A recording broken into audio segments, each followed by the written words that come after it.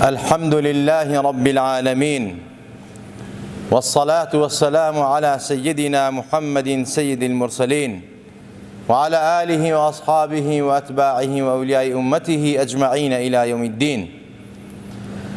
اللهم فصل وسلم وزد وبارك على منبع الأنوار سيدنا محمد الحبيب المختار وآله الأبرار وصحابته الأخيار، صلاة تحفظنا بها من شر الأشرار وكيد الفجار ومن فتن الليل والنهار. مسلمانان ئیمانداران، سلامی خوای گەورەتان لەسەر بێ.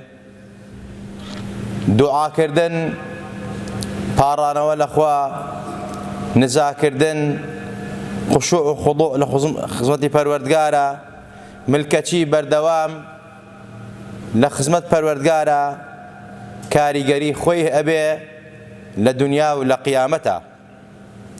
مسلمان هەمیشە و دائیم ئەبێ لە خوا ترس بێ، ئەبێ خوای گەورە بە ڕەقیبی خۆی بزانێ، بە چاودێری خۆی بزانێ. هەمیشە و دائیم مسلمان بە بەردەوام لە خزمەتی ذاتی حەق تەعالا الرەزاق و ذو القوة المەتین ملکەج بێ، دوعاگۆ بێ و دوعا بکە، چونکە هەر خێر و خۆشیەک، هەر شەڕ و ناخۆشیەک کە ڕوو ئەدا بۆ مسلمان هەمووی دەسەڵاتی پەروەردگارە. خوای تەبارەک و تەعالا خۆی ئەفەرمێت: وما بكم من نعمة فمن الله. خۆشی و خێرەکان هەمووی لەیان خواوەیە، و هەروەها ئەگەر ناخۆشی و ناڕەحەتیەک ڕووی تێکردن ئەوی شەر دەسەڵاتی پەروەردگارە و تاقیکردنەوەیە. بەڵام لەو کاتە ئیذا مەسەکم الضر فإليه تجأرون، ئەوە بەڕاستی ئێوە سەوتان، دەنگتان، هاوارتان بەرزکەنەوە بۆ حوزوری پەروەردگار، نزا و لاڵەتان، پاڕانەوەتان بەرزکەنەوە بۆ حوزوری پەروەردگار. دوعای مسلمان و ئیماندار خەزێنەیەکی گەورەیە، سیلاح و چەکێکی بەقووەتە بەدەست مسلمانەوە، ڕەبتێک و پەیوەندیەکی بەقووەتە لە بەینی عەبد و لە بەینی پەروەردگارە، لە بەینی خالیقە. هیچ وەسیتێک لە بەینا نییە.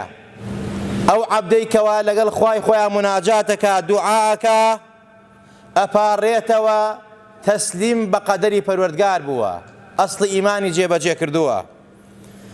ئەو خوای تەبارەک و تەعالا هەموو شتێکی بۆ تەقدیر کردووی، بۆیە هەندێک لەو قەزا و بەڵانە، لەو خێر و خۆشیانە معەلەقن لە شەرعا، بەسراون بە دوعاوە.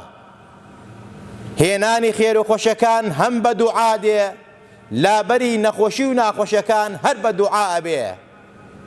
قەزا دوو بەشە، معەلەق، مبڕەم. باس لە مبڕەم ناکەین کە وە سابتە و ناگۆڕێت، بەڵام ئەوانەی کە معەلەقن، یعنی بەسراون بە خێر و خێرات و دوعاوە، ئەو دوعا بۆ ئەوە کەنزە، بۆ ئەوە سیلاحە، بۆ ئەوە بەڕاستی ڕەبت و پەتێکی بەقووەتە لە نێوان تۆ پەروەردگارە. بۆیە نابێ واسی لێبێنی. تۆ نازانیت قەزاکانی تۆ، بەڵاکانی تۆ، خێر و خۆشەکانی تۆ معەلەقە یا مبڕەمە، بەسراوە بە دوعای خێرەوە یا سابتە و جێگیرە و ناگۆڕێ.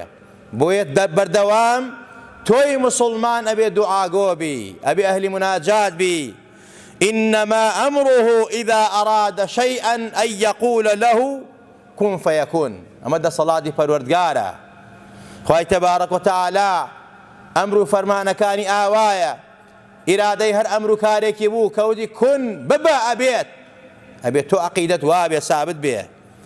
مسلمانانی بەڕێز ئیمانداران، ئەوەی کەوا بەسەر مسلمانان و بەسەر سەر ئەرزا دێ، لە بەڵا، لە موسیبەت، لە ناخۆشیەکان، لە بێدەسەڵاتی، لە زوڵمی زاڵم، لە ستەم، لە هەموو ئەم فیتنە و ناخۆشی و شەڕانە، لەم وەبای کەوا ڕۆژ بە ڕۆژ نەخۆشی، ڤایرۆسات، بەڵا، وەبا ئەبارێت بەسەر خەڵکیە، بەسەر سەر ئەرزە، بەهۆی تاوانەکانی خۆیانەوە، بەهۆی مەعسیەتەوە، بەهۆی ئەوە کەوا پشتیان کردو لە فەرمانی پەروەردگار، وازیان لە فەرماشتی پەروەردگار هێناوە.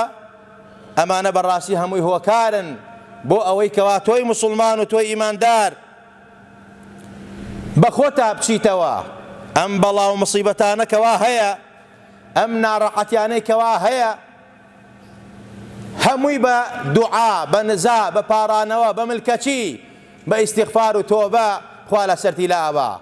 جنود و سەربازی پەروەردگارن زۆر جار باسمان کردووە بۆی بە خۆمان ناچینەوە.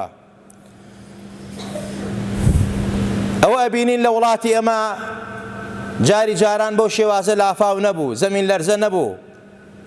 لەم هەفتەی ڕابردووە 2 جار یا 3 جار زەمین لەرزە دای لەم شارە، بەڵام کەمینەیەک ئەستی پێکرد. ئەوتە لافاو لەسەر لافاو لە شاری هەولێرەدا، لە شارەکانی تری کوردستانەدا. هۆکارەکانی گوناه و تاوانە، هۆکارەکانی ئەوەیە خەڵک پێویستی نەماوە بە دوعا، خەڵک هەمووی بەڕاستی پشتی لەخوا کردووە. لە سەردەمی حەزەتی عومەری کوڕی خەتابە ڕەزا و ڕەحمەتی خوای لەسەر بێ زەمین لەرزەی لە شاری مەدینە ڕوویە. حەزەتی عومەر فەرمووی ئەم خەڵکە گوناهبار و تاوانبارن، زەمین لەرزە مانای وایە تاوان لەو شوێنە ئەکرێت، بۆیە داوای کرد لە خەڵکەکە تۆبە بکەن و بگەڕێنەوە. ئەگەر جارێت زەمین لەرزە ڕوو بەیە مانای وایە ئەم شارە پڕە لە گوناه و تاوان. بۆیە لە دوای ئەوە حەزەتی عومەر تۆبەی پێکردن، گەڕانەوە بەڕاستی و دروستی زەمین لەرزە نەما. خۆشەویستان، ئەمە هەمووی هۆکارەکەی تاوانە. پشتمان لە دوعا کردووە، پشتمان لە خوا کردووە. ئەوە تا پێغەمبەری نازدارمان سەڵات و سەلامی لەسەر بێ لە هەموو ناڕەحەتیەکانیە، لە هەموو خێر و خۆشەکانیە پشتی لە دوعا نەکردووە، کە ئوستادی من و تۆیە، بەرنامەکەی دانیشگا و زانکۆیەکە بۆ من و تۆ. پێغەمبەرمان سەڵات و سەلامی لەسەر بێ لە هەموو کاتێکا دوعای کردووە، زۆر دوعاگۆ بووە، هەمیشە دوعای فەرمووە، لە بەیانیانە، لە ئێوارانە، لە شەو نوێژە، لە تەهەجودا، هەموو کات و سادەکانی پێغەمبەری خوا دوعا بووە، مناجات بووە، فێری ئەسحابەکانی کردووە. بۆیە فەرمووی دوعا ڕەبط و وەصلێکە لە بەینی عەبد و لە بەینی خالیقا. پێغەمبەرە فەرمووی دوازدە دوعا مێرن. لە کاتی ناڕەحەتیان پێغەمبەر نازدارە دەستی بەرزە کردەوە بۆ حوزوری پەروەردگار، ئەی فەرموو لا إله إلا الله العظيم الحليم، لا إله إلا الله رب العرش العظيم، لا إله إلا الله رب السماوات ورب الأرض ورب العرش الكريم. ئەمە دوعای پێغەمبەری خوا بۆ لە کاتی ناڕەحەتیە، لە کاتی توندوتیژیە، لە کاتی کەرب و خەم و خەفەتە. بۆیە فەرمووی هەر کەسێک خەم و خەفەتی هەیە، ناڕەحەتی هەیە، بێتاقەتی هەیە، کێشەی هەیە، ئەم زیکرە بکە، لا إله إلا الله العظيم الحليم، لا إله إلا الله رب العرش العظيم، لا إله إلا الله رب السماوات ورب الأرض ورب العرش الكريم. خوای تبارك وتعالى هم خفتنا ياليت لكرب نارعتي ونارعتي رزقاري كات. پێغەمبەری خوا صلی الله عليه وسلم لە طائف کە بەردبارانیان نەکرد، دوعای کردووە پاڕاوە، قوڕەیش ئازاریانەدا ئەپاڕاوە، لە غەزوەکانە بۆ سەرکەوتون نەسرەت ئەپاڕاوە، دەستی مبارەکیەوەنە بەرزە کردەوە، ئابای سەرشانی ئەکەوت. سەیدنا حەزرەتی ئەبوبەکر ئەباکەیە داوە سەرشانی، ئای فەرمووی یا ڕەسوول الله وەڵڵا دوعاکەت قبوڵە، خوا بەهاناتەوە دێ، ئیتر بەسە ئەوەندە مەپاڕێرەوە، خوای تبارك وتعالى مەویست ناکا. ئەو پێغەمبەرە نازدارە هەر دوعایە کرد و هەر ئەپاڕایەوە، دەستی دا نەئەگرت و دوعایە کرد تا سپێنەی بنباڵی دەرەکەوت، تا عەبای سەرشانی ئەکەوت. ئەمە پێغەمبەرەکەمان بووە کە هەمیشە تۆ ئەبێ ئاوا دوعا بکەی، نەک ڕۆژێ دوو ڕۆژ دوعا بکەیت و مەویست بیت و سال بیتەوە، بڵێ خۆ دوعام کرد قبوڵ نابێ، گیران نابێ، ئیتر بۆ دوعا بکەم. پێغەمبەرە فەرمووی صلی الله عليه وسلم ئەفەرمێت دوعاکردن سێ پلەی هەیە. پلەیەکیانەوەی خوا لە دنیا ئەو نیعمەتە، ئەو خێر و خۆشەی تۆ داوایەکەی پێدەدا، داوای دنیایە، داوای خێر و خۆشیە، داوای شیفایە، یا پێدەدا لە دنیا شیفا دەدا، ڕەحمەتەکەی ڕژێنێ بەسەرتا، داواکەت بۆ جێبەجێەکە لە دنیا، یان ئەگەر لە دنیا بۆی جێبەجێ نەکردی شیفای بە پەلەی نەدای، دنیاکەی بۆ نەهێنای دەدەست، ئەوەی کە تۆ مەطلبتە و داوایەکەی لە خێر و خۆشی دنیا بۆت نهاتە جێ. خوای تەبارەک و تەعالە ئەندازەی ئەوە دەفعی بەڵا و مصیبەت و ناڕەحەتی لێکە. ئەوە پلەی دووەم. پلەی سێمیان ئەوەیە ئەگەر لە دنیادا قبوڵ نەبوو دوعاکەت و تۆ نایزانی خوا لێ دەفعی بەڵا و مصیبەت یاننا، ئەوە خوا لە قیامەتە بە ئەندازەی ئەو خێر و خۆشیە تۆ داوایەکەی چاکە و پاداش و جەزات بۆ ئەنووسێ لە قیامەتە. یعنی دوعا هەر قبوڵە، ڕەتکردنەوەی هەر نییە. بۆیە مەویس مەبن، لا تقنطوا من رحمة الله. خوا بەو عەزەمەتیە بەو پێغەمبەرە نازدارە فەرمێت وإذا سألك عبادي عني فإني قريب أجيب دعوة الداعي إذا دعاني فليستجيبوا لي وليؤمنوا بي لعلهم يرشدون. خوای تبارك وتعالى أفرميت كاتك بندكانم داوە لە منەکەن ئەپارێنەوە لەو من سکاڵای حاڵی خۆیانەکەن لای من فإني قريب من نزیکم لێیانەوە داوام لێ بکەن بپارێنەوە بلاڵێنەوە مەطالیبی خۆیان بڵێن مەبەستیان چییە بیڵێن کە داوا بکەن من وەڵامیان ئەدەمەوە. ئیمانیان بە وەڵامدانەوەی من هەبێ، ئیمانیان بە تاک و تەنهایی من هەبێ، بە وەحدانەتی من هەبێ، بە دەسەڵاتی من هەبێ، سەرکەوتووە بن، بەختەوەرە بن. خوا بەو عەزەمەتی بۆ پێغەمبەرە فەرمێ پێیان ڕاگەیەنە إذا سألك عبادي عني فإني قريب مەویس مەبن. بۆیە ئەو پێغەمبەرە نازدارە فەرمێ سەڵات و سەلامی لەسەر بێ دوعا پارانەوە نزاکردن لە گەورەترین عیباداتە، لە پیرۆزترین عیباداتە، ئەجەلی عیباداتە، کاکڵێ عیبادەت ناوی بردووە پێغەمبەری خوا. الدعاء هو العبادة. داواکردن پارانەوە عیبادەتی زۆر گەورەیە. پێغەمبەری خوا فەرمێت وقال ربكم ادعوني أستجب لكم. وعدی پەروەردگار ڕاستە، یا لە دنیایە یا دەفعی بەڵا و مصیبەتە یا لە قیامەتە پایە و پلەیە و جەزای قیامەتە بۆت. بۆیە تۆی مسلمان هەمیشە پێغەمبەر ئاسا سەڵات و سەلامی لەسەر بێ، ئەسحاب ئاسا، ئەهلی عیرفان و خواناسان ئاسا دەم بە دوعا بە، دەستی لە حوزوری پەروەردگارە بەرزکەرەوە و بباڵێرەوە. خوا دوعاکان قبوڵەکە. خوای تەبارەدا پشتیوانی مسلمانە. پێغەمبەرە فەرمێ صلی الله عليه وسلم الدعاء ينفع مما نزل ومما لم ينزل فعليكم عباد الله بالدعاء أخرجه الحاكم. پێغەمبەری خوا فەرمێت دوعا سود بەخشە بۆ ئەوەی کەوا نازل بووە، بۆ ئەوەی کەوا نازل نەبووە، لە خێر و خۆشی، لە بەڵا و لە مصیبەت. بۆیە دوعا بکەن بەندەکانی خوا، لە دوعا مەویس مەبن و ساد مەبنەوە، بپارێنەوە، چونکە هەموو خێر و خۆشەکان و دەفعی بەڵا و مصیبەت بە دوعایەوە پارانەوەیە. و پێغەمبەرە فەرمێ صلی الله عليه وسلم ليس شيء أكرم على الله تعالى من الدعاء. هیچ شتێک بەڕێزتر و پیرۆزترینە لای خوا لە دوعاکردن. الدعاء مخ العبادة. دوعا کاکڵێ عیبادەتە. بۆیە پێغەمبەرە فەرمێت بەڕاستی دوعا شتێکی زۆر بەڕێزە، هیچ شتێک ئەوەندەی دوعا لای خوا بەڕێز نییە.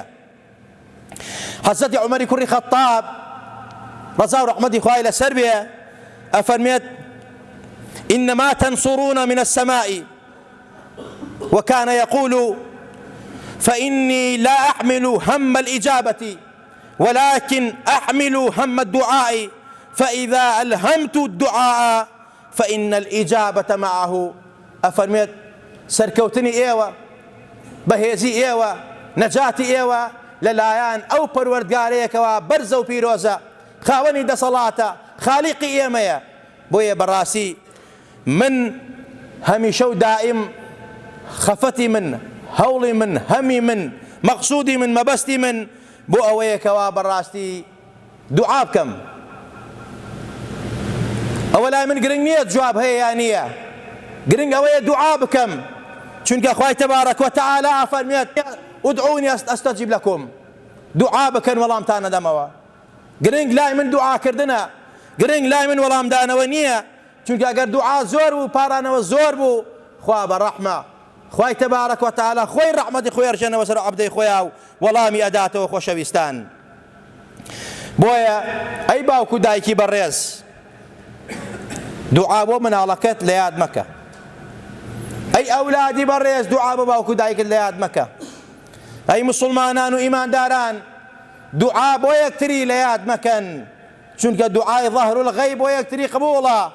وەک تۆ ئەو دوعاکەی بۆ برایەکی مسلمانت، بۆ مسلمانان، بۆ ئیمانداران، بۆ خێر و خۆشی ئەوان، خوا فریشتێکی داناوە عەینەن ئەفەرمێت وەلەکە میثلەک، ئەو دوعا ئامین بۆ دوعاکەی تۆ و هاوێنەیە دوعا بۆ خۆت و خانەوادە و ماڵ و منداڵێکی.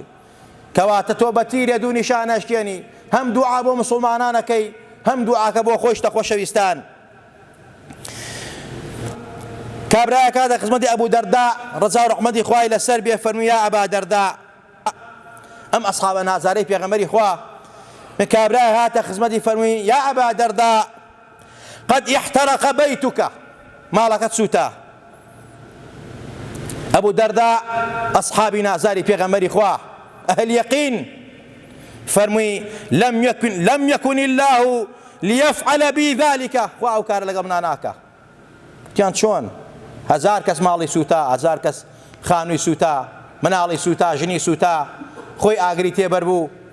فەرمووی من یەقینم هەیە کۆمەڵە کەلیماتم لە ڕەسوول اللهەوە بیستووە، لە خۆشەویستەکەی خوا و خۆشەویستی خۆمەوە بیستووە کە ئەی خوێنم بە بەردەوام بەیانیانی ئێواران ئەوانە قەڵغانی خۆم و ماڵ و مناڵی منن. سەیری ئەم عەقیدە جوانە، ئەم تەوەکولە، ئەم ئیمان و باوەڕە بەهێزە. فەرمی پێغەمبەری خوا پێی فەرمووم هەر کاتێ تۆ بەیانیان و ئێواران ئەمە بڵێ خوای گەورە محافەزە دەکا. کەلیماتەکان ئەمانن: اللهم أنت ربي لا إله إلا أنت عليك توكلت وأنت رب العرش العظيم ما شاء الله كان وما لم يشاء لم يكن لا حول ولا قوة إلا بالله العلي العظيم أعلم أن الله على كل شيء قدير وأعلم أن الله قد أحاط بكل شيء علما اللهم إني أعوذ بك من شر نفسي ومن شر كل دابة أنت آخذ ناصيتها إن ربي على صراط مستقيم. فمن پیغمبری خواه فرمیتی من قالها حين يصبح وحين يمسي لم تصبه فتنة لا في نفسه ولا ماله ولا أهله وإني قلتهن هذا اليوم فقال ذهبنا إلى بيتي فوجدنا كل ما حوله قد احترق وداره لم تحترق. الله أكبر. أفرميت ئەم کەلیماتانە پێغەمبەری خوا هەر کەسە بەیانیان بیڵێ ئێواران بیڵێ بەیانی ئێوارێک لەوە بیخوێنە خوای گەورە فیتنە و بەڵاو مەسیبەت لا ئەدا لە نەفسی خۆی، لە ماڵی، لە خانووەکەی، لە ژن و لە کوڕ و لە کچەکەی، لە هەموو ئەوانەی کەوا پەیوەندی بە ئەوە هەیە. ئەڵێ ئێمەش ڕۆشتین بۆ ماڵی ئەبوو دەردا سەیرمان کرد، چوار دەوری ماڵەکەی سوتاوە تەنها ماڵەکەی ئەو ماوە. ئەمە عەقیدەیە، ئەمە بیر و باوەڕە. ئەبێت تۆ لەسەر ئەو باوەڕ و عەقیدە گۆش بکرێی ئەی مسلمان و ئیمانداران. بۆیە هەر کەسێ بەم باوەڕەوە بەم عەقیدەوە دوعا بکە، زیکرەکان بکە، یادی خوا بکە، فەذکوڕونی ئەذکوڕکم، ئەوە بەتەئکید خوای تەبارەک و تەعالا مادەم تۆ زیکری خواکەی، خوای تەبارەک و تەعالا زیکری تۆ ئەکا بە باشتر و چاکتر، یادی تۆ ئەکا بە باشتر و چاکتر، ئەتپارێزێ ڕەحمەتی خوێ ڕژێنێ بەسەرتا. دوعا سیلاحی مسلمانە، لا يرد القضاء إلا الدعاء، هیچ شتێک بەڵا ڕەت ناکاتەوە ئیلا دوعا نەبێ. کابرایەک ئیبن ضحاک دەڵێ لە خەوا شوڕێعی کوڕی یونسم بینی، ئەمانە هەمویان تابعین و ساڵحین و پیاوچاکان بوون. ئەفەرمێ بینیم لە خەوا، وتم تەمەن دوای مردنی خوای تەبارەک چۆن معاملەی لەگەڵا کردی؟ فەرمووی لێم خۆش بوو، قەستێکیش پێدام لە بەهەشتا، شوێنی بۆ دیاریکردم لە بەهەشتا. فەرمووی هۆکارەکەی چی بوو؟ فەرمووی ئەو دوعا و نزا و پارانەوە پێمان وتمان تۆ پلە و پایە و بەرزترە لە محەممەدی کوڕی بەشیر. فەرمووی قەتوا مەڵێن محەممەدی کوڕی بەشیر زۆر پلەی لە ئێمە بەرزترە. وتمان هۆکارەکەی چییە؟ فەرمووی چونکە هەمیشە و دائیم دەم بە دوعا بووە، ويكيك لصفتي برزية وبيعوى وابوها كدعاء بو خوي كردوها دعاء بو هم مسلمان فرميتي اللهم اغفر للمؤمنين والمؤمنات والمسلمين والمسلمات خوال بر او بليلة اما برس كردو بليلة اما برسرة بس لبر او دعاء بو مسلمان كردوها وشويستان شون دعاء بو خود بيويسته دعاء بو مسلمان برس دكاتو خواه بلدار تكا دعاء باوكو دايك بو اولاد پیغمبری خواه من بيقومان قبوله باوكو دايك كان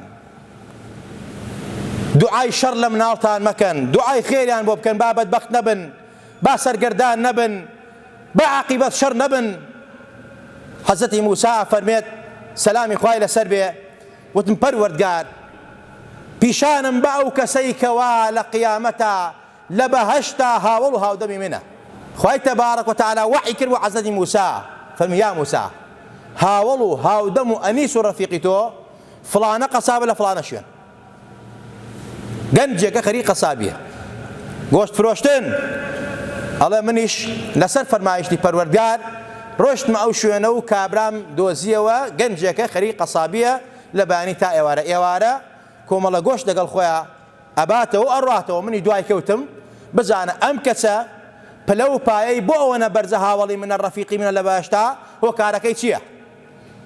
ئەڵێ ڕۆشتۆ لەگەڵیا داوای میوانداریم لێ کرد میوانداری کردم زۆر بە حورمەت و ڕێزەوە نازانێ من کێم بەڵام کەسێکی ئیماندارە مسلمانە کەسێکی ئەهلی محەبەتە ڕێز لە میوانەگرێ میوانداری خەڵکی باشەکات میوانداری کردم و نان و خوانێکی باشی وا ئامادە کردم بەڵام پێش ئەوەی کە خۆمان نان خۆی و نان و ئێمە ئامادەکە لە دواوە پەردەیەکی لادا پیرەژنێکی بچکۆلانەی تیا بوو هێنای لە سەبەتەیەکا بوو داینا شۆردی خزمەتێکی باشی کرد نانێ باشی پێدا ئەنجا خستیوە شوێنی خۆی و داینا ئەنجا نانی ئێمەی ئامادە کرد و فەرمی دەی قوربان فەرموو با نانەکەمان خۆین ئێمەش تی منیش دوای نان خواردن و ئێستا لێم پرسی ئەم زاتە کێ بوو لە دواوە ئاوا لەم سەبەتا داوناوە و ئەی شۆرید و خزمەتێکەکەیت و بۆن خۆشیەکەی فەرمی ئەوە دایکمە ئەوە دایکمە خزمەت یەکەم ماندووبوونی ئەزیەتی شەونوخنی و داماوی منیش پاداش لێدەمەوە هەرچەند ناتوان پاداتی یەک لەحزەی بەمەوە خزمەت یەکەم بە ئومێدی خوا لە دنیا و لە قەندە ڕقم پێ بکە بەڵام هەموو جارێ ئەم دایکمە دەمێکە جوڵێنێک کەس لێی حاڵی نابێ بەس خۆم لێی حاڵێ بم دوعایەکە ئەو دوعاکەیشی ئەوەیە فەرمێت غەفەر الله لەک وجعلك جليس موسى يوم القيامة خواهي تبارك وتعالى ليت خوش بيه خواه بدكا بالرفيق حزتي موسى لقيامته حزتي موسى فرموي أي قنز مجدة بيليت خواه ليت خوش بوا بلاي برسكي دوتوا خواه ليت راسي بوا أو كسيكوا لبردمتايا أمرها ولوها ودمي تويا خواه دعاكي قبول كردوي أو موسى لقيامة شها ودمي أبي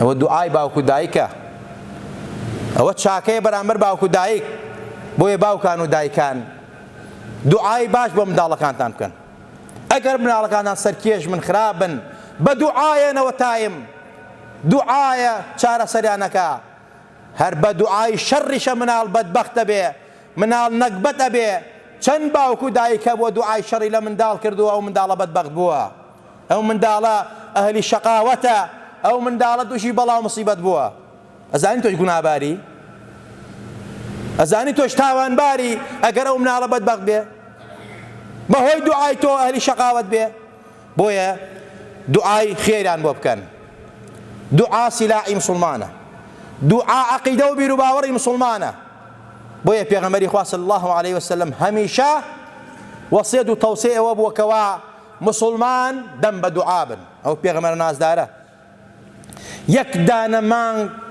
قنوتی خوێن دوعای کرد لە دوو قەبیلە لە بەیانی و مەغریبە بەڵام لە نوێژی بەیانیە پێغەمبەری خوا فەرمێ صلی الله عليه وسلم حەزەتی ئەنەس و ئەصحابی پێغەمبەری خوا ڕاوی حەدیثەکە بەیهەقی و ئیمام ئەحمەد حاکم ئاوەنەیەمانە فەرمون لم يزل يقنت في الصلاة الصبح حتى فارق الدنيا. بەڵام لە نوێژی بەیانیا پێغەمبەر قنوتی قەت تەرک نەکردووە، قنوتی خوێندووە. قنوتی نوێژی بەیانی سنەتێکی مؤکەدەی پێغەمبەری خوا. ئیمامی شافعی بەتەکید هێناوێتی لە چەند حەدیثە 16-17 حەدیثی لەسەر وارد بووە. یەک حەدیثی ضعیفیش نییە بڵێ پێغەمبەری خوا تەرکی قنوتی کردووە لە بەیانیە. لە پێنج فەرزا پێغەمبەری خوا کە بەڵا باری مصیبەت هات ئاگاتان لە خۆتان بێ، قنوت بخوێنن لە پێنج فەرزا بۆ ئەوەی کە خوا دەفعی بەڵا مصیبەتان لێ بکات. یعنی قنوت دوعایە، گەڕانەوەیە، پارانەوەیە. بۆیە خۆشەویستان هیچ کات و ساتێک ئەوەندەی ئەمڕۆ بەڵا زۆر نییە، مصیبەت زۆر نییە، وەبا زۆر نییە، زاڵم زۆر نییە، نەخۆشین زۆر نییە. بۆیە وەڵڵا نەک لە نوێژی بەیانیە، وەڵڵا پێویستە ئینسان دائیمە قنوت خوێنێت. ئەوە تا باران نابارێ هەر بێتاقەت دەبین، ئەبارێ خوای تەبارەک و تەعالا ئەوەندە تووڕەیە لەو خەڵکە بەهۆی تاوانەکانمانەوە، ئەی کاتە مصیبەت و بەڵا بەسەرمانەوە بارانەکەیش.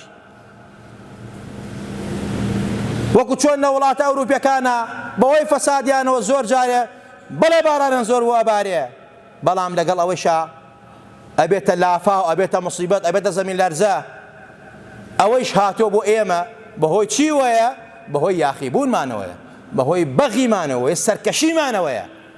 خوا ئەممان پێ ئەنوێنێ کە ئێمە بگەڕێنەوە، ئیتر بەسە بگەڕێنەوە دوعا بکەن، بەڵام هەر عار ناگرین، هەر فێر نابین، هەر تێ ناگەین، هەر خراپترە بین.